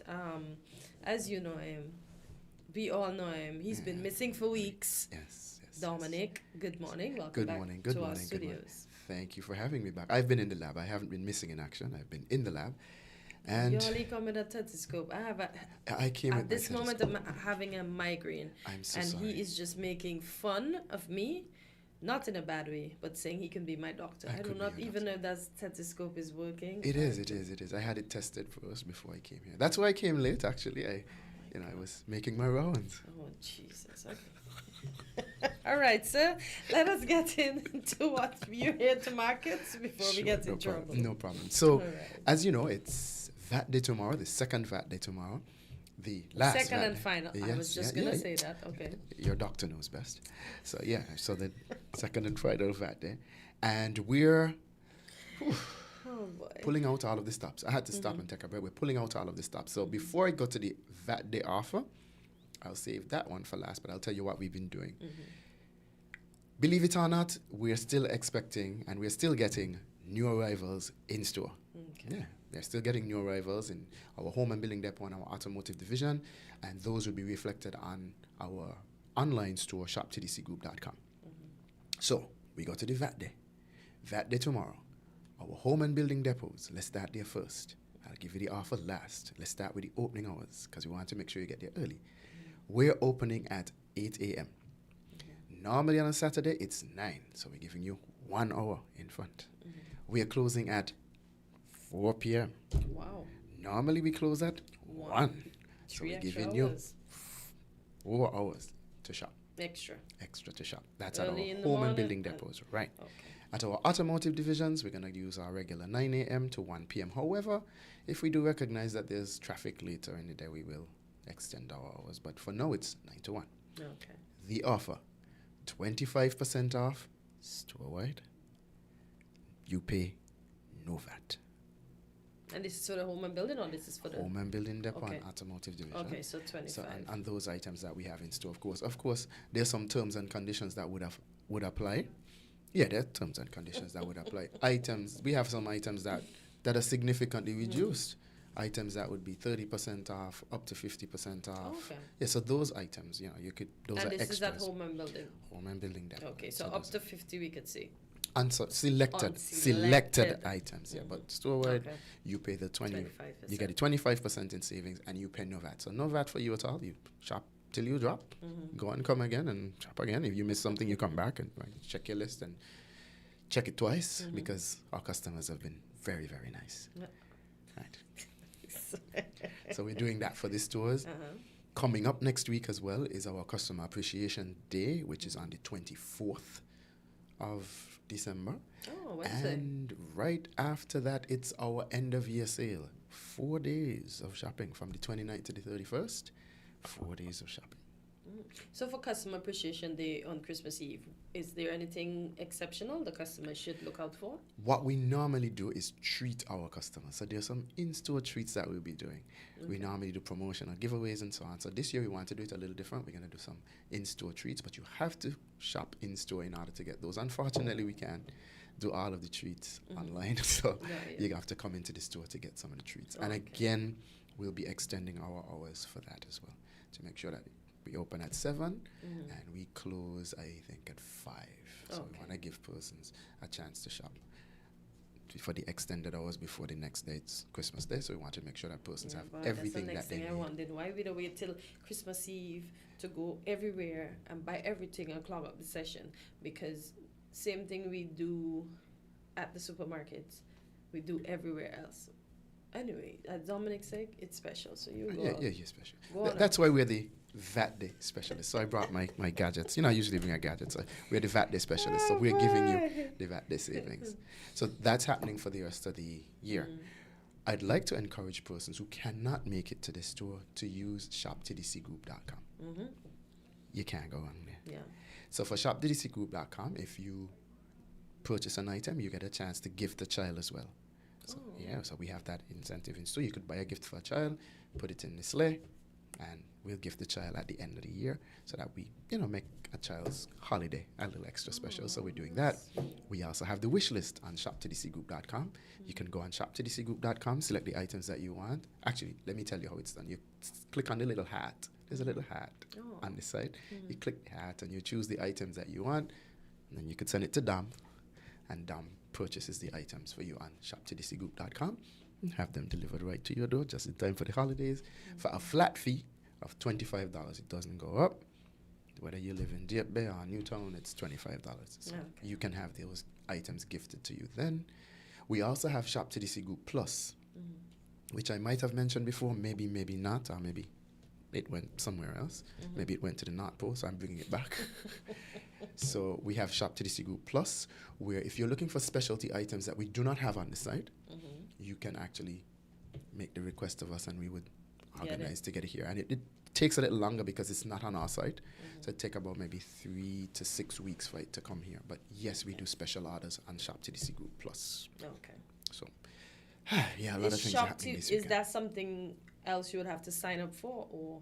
Once you sign up for the online portal to shop online, you could just tell us, well, I need this specialty item for Hortensia because she's been so nice. I want to treat her this year. I recognize you don't have it on the site. Can you get it for me, please? And yes, we'll be happy to oblige. So you could send me your wish list. Right, Quint? Listen, I cannot. You could send me your wish list. Okay. There's another thing that we haven't mentioned often enough. It's our TDC earbox, we have a U.S. mail service, a U.S. mailbox service. You could actually shop online and have the item shipped here. You have that as an option as well. Okay. So you could purchase your items online, your Shein, your Fashion Nova, your Temu, eBay, Amazon, any one of those. You could actually have them shipped via earbox, and we'll have the items here for you. So you have quite a bit of options when it comes to shopping with TDC. And where is the Airbox office located? It's in St. Kitts. It's at the CA Paul Southwood Industrial Site opposite the Hosford's Warehouse. And in Nevis, it's at Pinny's Industrial Estate Where's the across the Hosford street Warehouse? at the Industrial Estate. Oh boy. Yeah. I don't think to the listening public You'll see or it. audience, I'm sure you know where it is, but You'll I'm trying to see think. it. I don't know where it is. It's if you come from By FedEx? around the corner from FedEx, if you're going to Builders Paradise, it's on that road going up to there. So you come around from FedEx and then you go up to, you'd see the TDC logo and everything. By Jarrow? Above Jarrow. Okay. Above what used to be Sensor Scientific.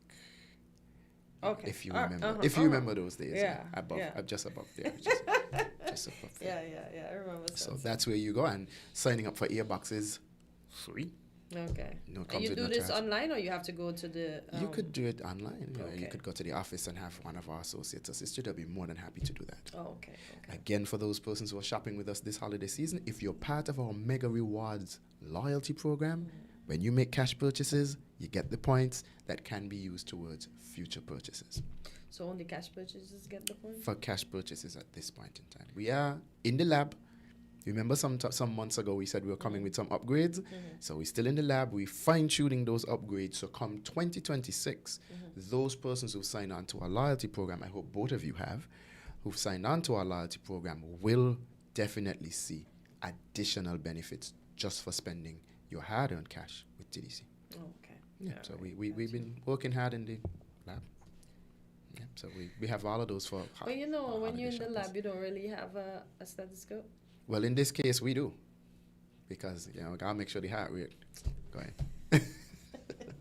We don't want to get overly excited and then, see, there you go. Then we get overly excited by an idea and then, no, we want to make sure that everybody on the team is fit for the job. And when the ideas are flowing, I can tell you, when the ideas are flowing, you'll need one of these. Okay. And a cup of coffee, a cup of tea, a glass of water, something. So See, come to your words and me again. Let me ask a question. Both of you, have you shopped in store? Have you shopped online with us? No, I get anxiety when I think about shopping. You do? But you can shop from the comfort of your home. Whip out your smartphone. I just think I have so much. Okay, no excuses. Yeah, so I'm not going to challenge you. I'm not going to make I'm going excuses. to encourage you to try shopping online with us. And tell me about the experience, because your listeners want to know and our customers want to know about the experience. Both of you, it goes for both of you. Tell me about your experience. I can't even put that in Quint bucket list. Well,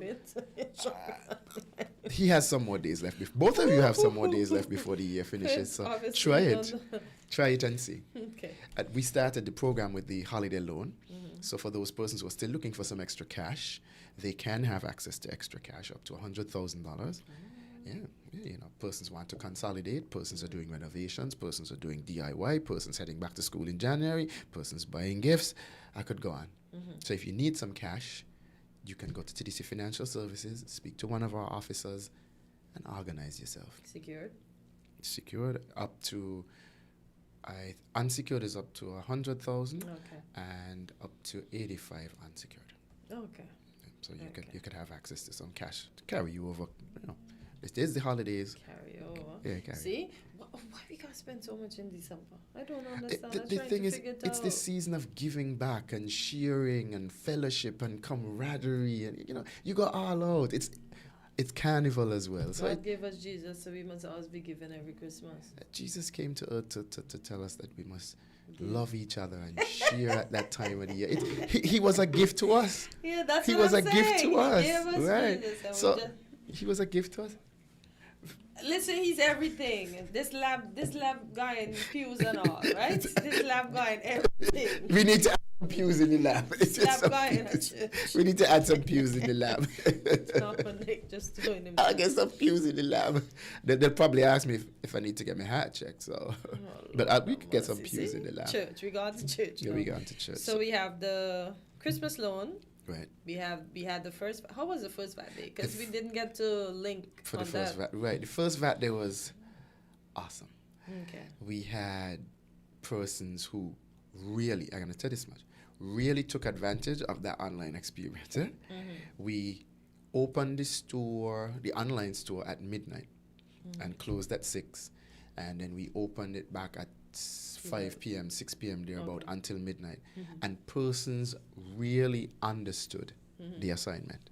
From the lab, they understood the assignment. They took advantage of the opportunity to get living room sets, dining room sets, furniture, additional furniture, lawnmowers, household items, electrical supplies, plumbing supplies, hand and power tools, paint. I usually work on VAT Day with the e-commerce team, so I could tell you, I was surprised. I've never really seen refrigerators, large appliances. I've never really seen that much traffic from online until the first VAT Day. So I'm expecting persons would have, again, gone through the list and check and so on and take advantage of the opportunity to do it at their own convenience because it's accessible and you do it when you're ready. And you either have you could actually pick up your items in store. In fact, when the store opened, when the stores opened, persons opted to come in and pick up the items in store. So what we do is once you place an order, you receive a call from our fulfillment specialist to tell you, Quint, your items are ready. Cotton say your items are ready. You could pick them up in store in an hour. You could pick them up in 2 hours. You could pick them up in 3 hours. The store closes. Automotive, our home and building depot, because we do sell stuff online for automotive. Persons bought tires. Ding, ding, ding. Nice. Yeah, persons bought tires. And for those persons who are wondering, yes, you can buy selected building materials online. You can buy lumber. You can buy windows. You can buy doors. From the comfort of your home, on a job site, in the office, and TDC will arrange for you to get your items. It's not that easy, though, to buy a car online. No, it's not that easy. I think for cars, persons want the new car smell and they want the freshness, they want the drive, they want to feel. For the car, it's an experience. Yeah. It's a totally different experience. But yeah, we still do test drives at automotive, and I would venture to say that the automotive division had some heavy traffic as well for VAT vehicle purchases. Nice. So we did have that as well. Oh, okay. Good yeah. So anything more to add before we? Well, I'm just going to say this before you get to the store. Check your lists. You have options with TDC. You can come in store. You could do it online. Take advantage of the 25% savings because we are giving you VAT-free savings. We're paying the VAT for you. Paying the VAT. TDC is paying the VAT and you get a 25% savings whether you shop in-store or online. If you're a TDC Mega Rewards account holder, you get the points from your cash purchases, so you could use those to future purchases. If you decide to shop online, try the wish list. Create your wish list, send it to your relatives, have the items delivered. I don't know if I mentioned this story to you before about the wish list, but I was on another radio program and I think I wait to mention it. My neighbor would have called a couple Christmases ago. He wanted a Christmas tree for his mother. He lives in Canada. I was surprised. He bought the tree online. He called back maybe within 2 days and said, hey, you know that shop online thing you tell me about, hey, my mother got the tree. So for those persons who are listening out there, you too can gift your relatives, your loved ones, back home in St. Kitts and Nevis for the holidays using shoptdcgroup.com. Okay. So that goes for persons in England, Canada, wherever you are. Japan, Taiwan, far from here. Ethiopia, Ghana, Iceland. Wow. Yeah, you got people studying all over the place. In the Maldives. Oh, hey, you could be on a beach in Anguilla and decide I want to shop. Yeah, there you go. Wow. So your VAT Day specialists have thought of it all. And at this point in time, if I think we might not get a chance to have this chat again, I'd like to wish you and your team a very happy holiday. So this is the last time you're singing? No, I'm coming back, but this might be the last time before the holiday. You know, I don't sound like that, because these last times in working out too well. No, but I came. I still I read it came, from I Sunday night. I know, And I I guess everything that just happening because you're just hearing things after things after things. So yeah. Mm-hmm. But I'll be back, sure. By the grace of God, we'll both be back. Yes. See, she ended on that religious note. So, thank you for coming. You're welcome. I thought I was going to check her pressure, but it went in a different direction, of which I'm grateful. Hallelujah. Amen. Listen, the two of you. Thank you, Dominic, as usual. See you welcome. next week. And all the best tomorrow. Thank you, kindly. I look forward to seeing both of you in the store. And hey, I'll be checking to make sure you shop online. Yeah. I don't even have time to be shopping online at work. I can't. You can shop from tonight. Saturdays are busy. Shop from tonight, 12 o'clock. I need to sleep. I just tell you I have a headache. I'll think about it. Yeah, create the wish list. Okay. And then don't send it to them. Send it to Quinn. You see, don't send it to them now. Good thing I don't even look at that. Send it to Quinn. Lord of mercy. So I'll see you next week, God's willing. Indeed. All right. Have a good one. And You're welcome. this is how we end Island Tea for today. Thank you for tuning in for the entire week. Continued condolences, empathy, sympathies to those families mourning out there. And have a great weekend. See you on Monday. We're different. We're 98.9. 98.9. Win FM. This Christmas, make the season brighter with help from TDC Financial Services. Whether it's gifts for the family, a holiday home makeover, or that special celebration you've been dreaming of, our Christmas loan promotion is here to make it happen. Get up to $85,000 unsecured or $100,000 secured with affordable rates, fast approval, and the trusted service you know and love. Apply today at TDC Financial Services on Central Street, Bastyr, St. Kitts, or Main Street, Charlestown, Nevis. TDC Financial Services, your holiday, your loan, your way, where money is made easy.